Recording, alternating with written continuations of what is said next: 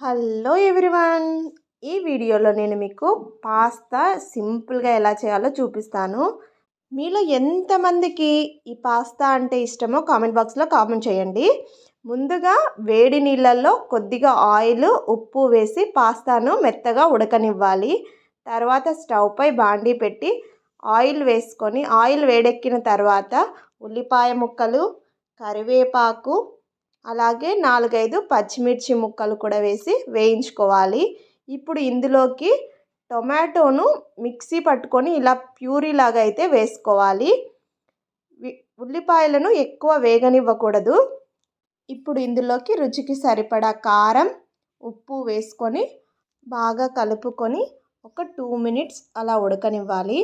ఇలా ఆయిల్ అంతా పైకి వచ్చే టైంకి ముందుగా ఉడికించిన పాస్తాని అందులో వేసుకోవాలి.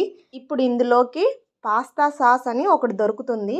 ఆ సాస్ని అయితే వేసేసుకొని బాగా కలుపుకోవాలి. కలుపుకున్న తర్వాత దీనిపై కొత్తిమీర చల్లుకొని గార్నిష్ చేసుకోవాలి. అంతే, రుచికరమైన పాస్తా అయితే రెడీ అయిపోతుంది. దీనిని వేడివేడిగా తింటే టేస్ట్ సూపర్గా ఉంటుంది. వీడియో నచ్చితే లైక్ చేయండి, అలాగే సబ్స్క్రైబ్ చేసుకొని సపోర్ట్ చేయండి. Thank you for watching.